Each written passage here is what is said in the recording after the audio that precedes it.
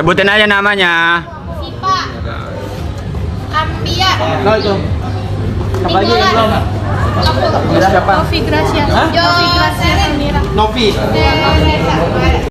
Daring ya, bulan Oktober kemarin. Nah, jadi nanti kalau sudah gabung di sini, ini kan ada berbagai macam sekolah ya. Artinya ada berbagai macam latar belakang.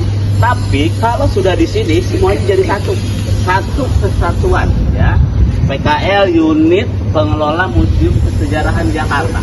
Artinya di sini semuanya tidak lagi hanya saya mewakili dari Budi Agung, Teresia, 8 dan lain sebagainya, tapi semuanya jadi satu kesatuan. Artinya kalian harus berbaur, bekerja sama, jadi satu tim ya. Tim artinya pada satu orang melakukan kesalahan. Kita semua. Ini kelompok 6 ya. Nah, sekarang kelompok 6 itu akan jaga di lantai 2. Nah, jadi batas ruangannya itu satu ruangan 2 orang. Nah, jadi syaratnya itu harus terus senyum di terus jangan juga terlalu negatif. Oke, siap. Terima kasih. Ya.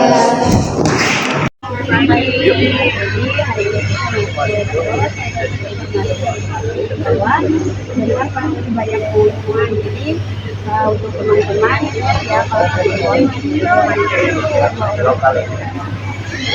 berkumpul. Terus kalau udah jam istirahat, kalau udah masuk ke Warahmatullahi wabarakatuh. Waalaikumsalam warahmatullahi wabarakatuh. Selamat pagi semuanya. Ini kan kelompok 5 ya. Jadi karena berhubung hari ini MSC bakal rame, jadi kalian bakal jaga di koalisi atau di pos sesuai kalian aja, semau kalian. Cuman minimal 2 orang di posnya. Jangan bergerombol, jangan rame-rame jaganya.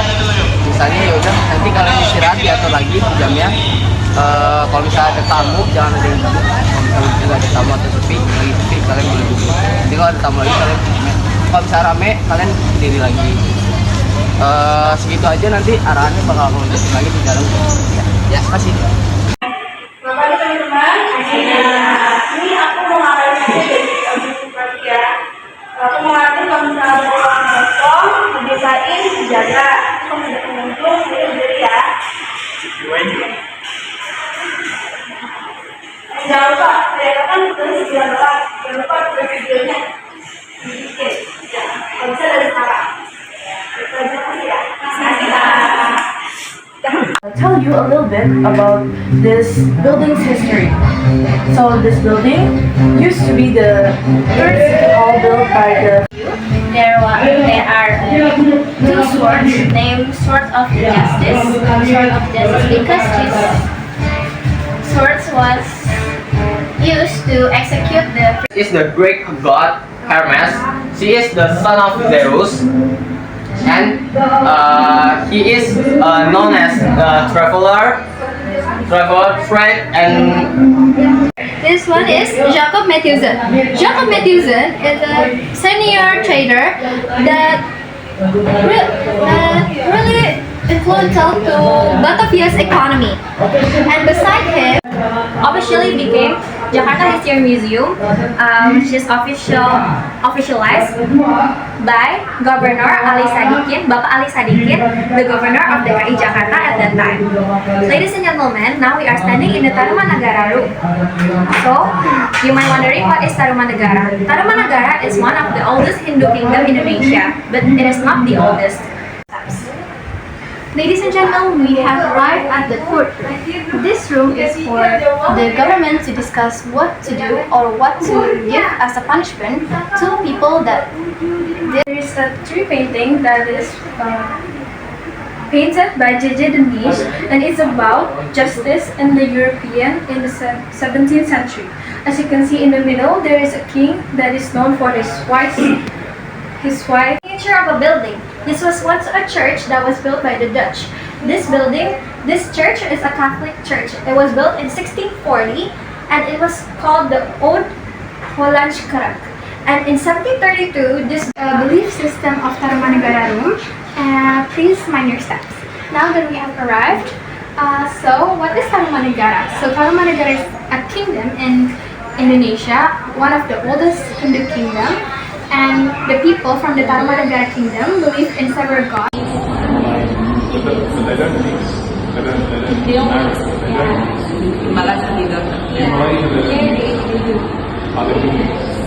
Itu ada di Ciarutan Bogor. Jadi itu cuma replika. Oh, artinya sama. Ya, gitu. Perajaannya. So this is also written in Sanskrit language and Pallawa manner. This is about the construction of two rivers. The first one is Chandrabhaga, later becoming Bagasasi, and now we call the city Bekasi. Yes. And the second one is Gomati. So Tarumanagara. Nah, di rumah ini namanya Prasasti Ciarutan. Ini ada nama kaptennya Raja Purnawarman. Jadi masyarakat di Tarumanagara itu percaya kalau Raja Purnawarman merupakan titisan dari Dewa Wisnu. Nah, ini juga ada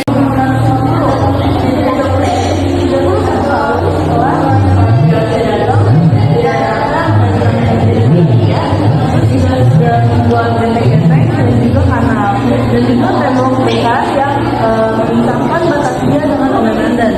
Omenanden itu wilayah di luar Batavia.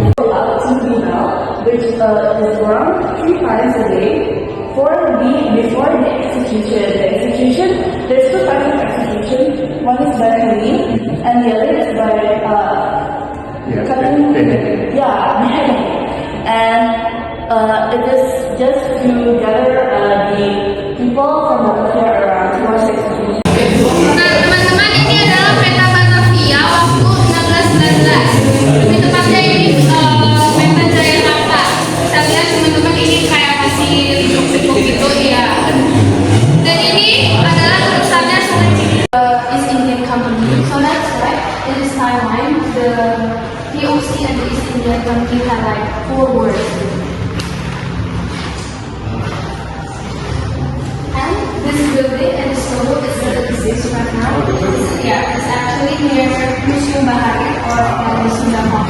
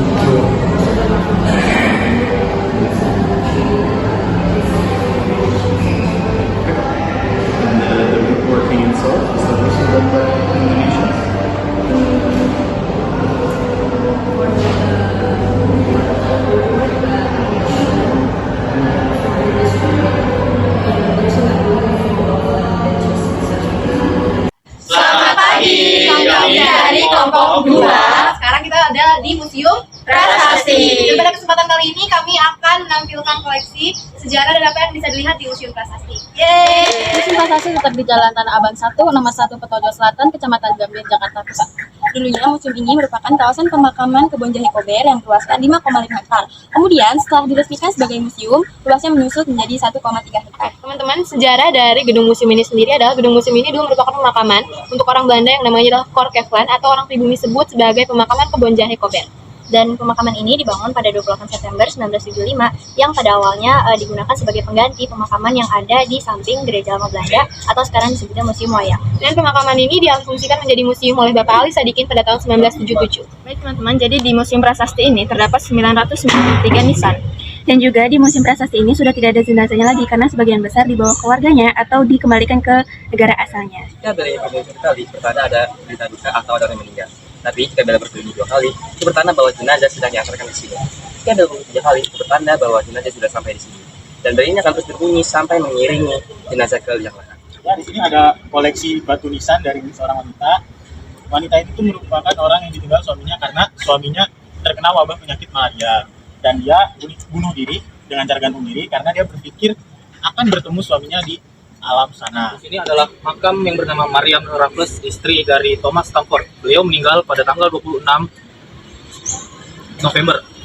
Beliau meninggal di usia 43 tahun akibat penyakit malaria. Sebelum beliau meninggal, beliau berpesan supaya makamnya dikuburkan di samping makam sahabatnya, yaitu John Casper. Sekian dan terima kasih. Selamat siang.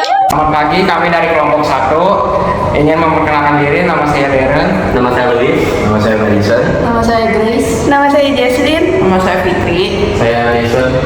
Kami akan menjelaskan isi dari Museum MH Tamrin.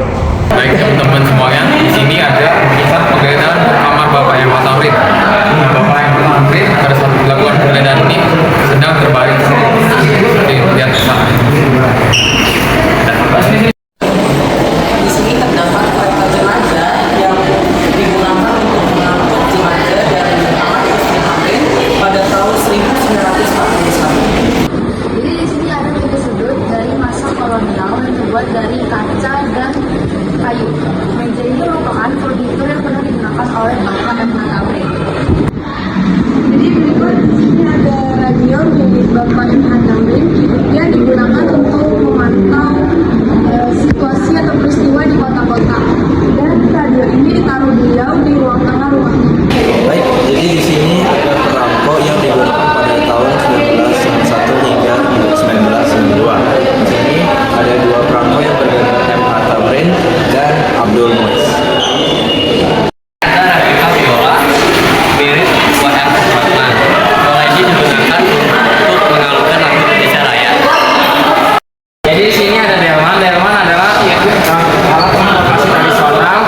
Nah, yang berbentuk nah, ini ditemukan oleh orang Belanda yang bernama Charles Theodora Delman. Sekian dari kelompok kami. Maaf jika ada kesalahan. Terima kasih. Assalamualaikum warahmatullahi wabarakatuh. Kami dari kelompok 7, perkenalkan nama saya Tantra Saputra. Saya Kaneza Binda Rahman. Nama saya Diva Zarapavianto. Ayo ikuti kita berkeliling di Museum Juang 45. Baik teman-teman, sekarang teman-teman sudah ada di Museum Juang 45. Pada tahun 1920, bangunan ini didirikan oleh pengusaha Belanda yang bernama Elvis Koper dan dibangun oleh hotel mewah yang bernama Hotel Koper. Pada tahun 1942, hotel ini diambil alih dari tunas sebagai gedung Meja 31 dan dijadikan gedung pusat pendidikan politik.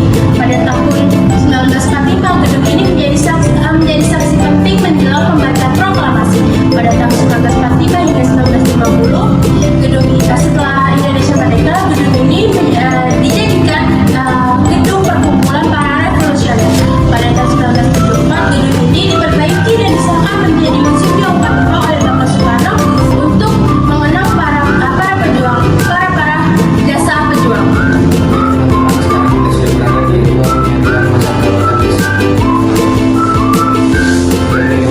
Merupakan menjadikan pengalaman pejuang Trim Jawa Timur pada tahun 1940. Sekarang kita sudah di koleksi yang ketiga. Di sini adalah nama upacara setelah pembacaan teks proklamasi 17 Agustus 1945 di Rumah Soekarno, Jalan Organisasi Umum 56, Jakarta.